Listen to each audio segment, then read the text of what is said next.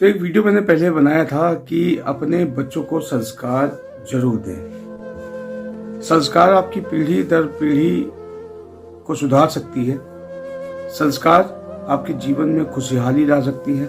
संस्कार आपके परिवार के स्थान को बहुत उत्कृष्ट स्थिति में ले जा सकती है। संस्कार जरूरी है जीवन में। संस्कार अगर आपके जीवन में नहीं है तो इसका मतलब ये है कि आप हर जगह आपकी अवहेलना होगी।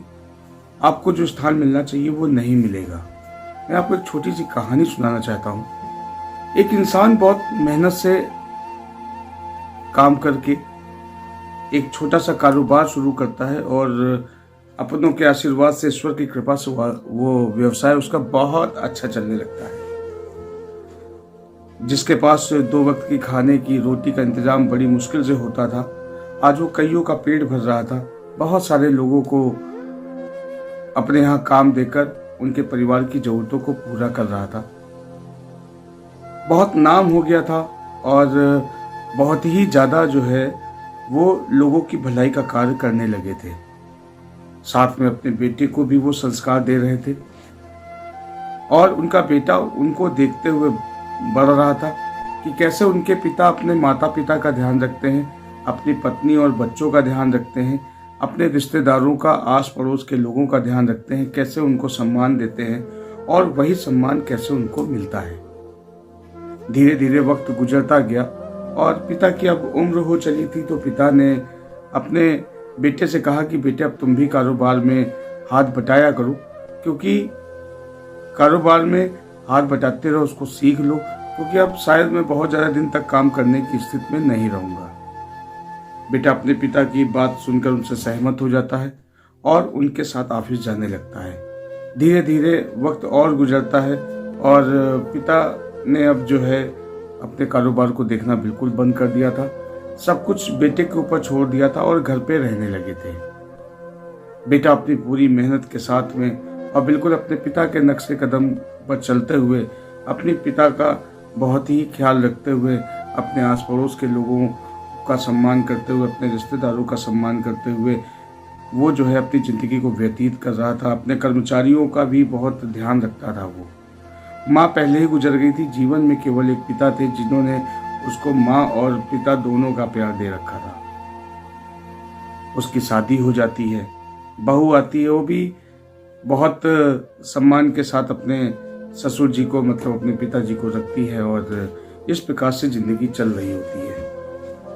एक दिन बाय चांस की बात है कि पिता खाना खाने के लिए बैठे और पिता ने कहा कि बहू ने कहा जी पिताजी। ने कहा बहू कुछ थोड़ा सा दही मिल जाएगा क्या?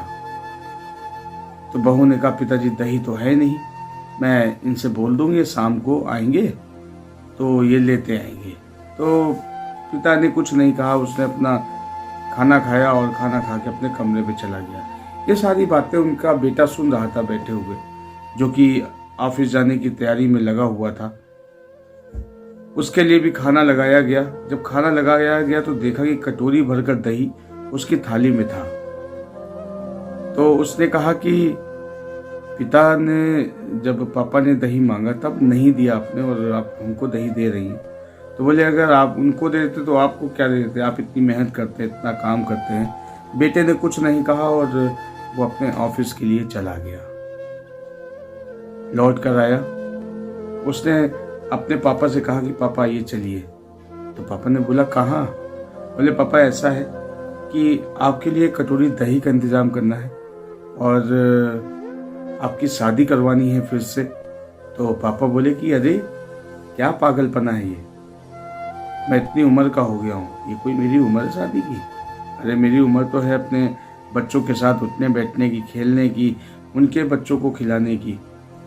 तो उसने कहा नहीं पापा, आपके लिए एक कटोरी दही का इंतजाम करना है और आज से मैं आपकी अपनी कंपनी में मैं एज अ मालिक काम नहीं करूँगा, मैं एज अ मैनेजर काम करूँगा, एज अ वर्कर काम करूँगा, उसकी तनख्वाह लूँगा, क्योंकि आपकी बहू को पता चलना चाहिए कि एक कटोरी दही की कीमत होती क्या है। उसकी बातें सुनकर पिता की आंखों में आंसू आ गए। उन्होंने बच्चे को अपने गले से लगाया और उन्होंने कहा कि बेटे जो जिंदगी भर मैंने सिखाने की कोशिश की, उसको तूने बहुत जल्दी सीख लिया है और ना तो मुझे शादी करने की ज़रूरत है, ना तुझे नौकरी करने की ज़रूरत है।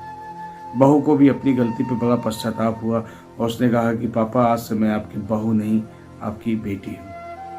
तो ये है संस्कार की ताकत।